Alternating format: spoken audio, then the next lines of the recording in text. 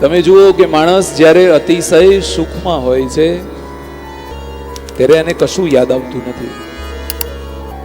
નથી ભગવાનનું નામ યાદ આવતું, નથી ભગવાનની કથા યાદ આવતી, એને કશું યાદ નથી આવતું. સુખ જેમ જેમ વધતું જાય એમ પરમાત્માનું નામ ઓછું થતું જાય. પણ જેવો એ દુઃખમાં આવે અને એને ભગવાન યાદ આવે છે. એ જ્યારે મુશ્કેલીમાં હોય, તકલીફમાં હોય, ઉપાધિમાં હોય ત્યારે એને ભગવાન યાદ આવે છે. પણ તમને પરમાત્માએ સુખ આપ્યું હોય તો પણ ભગવાનને ભજો.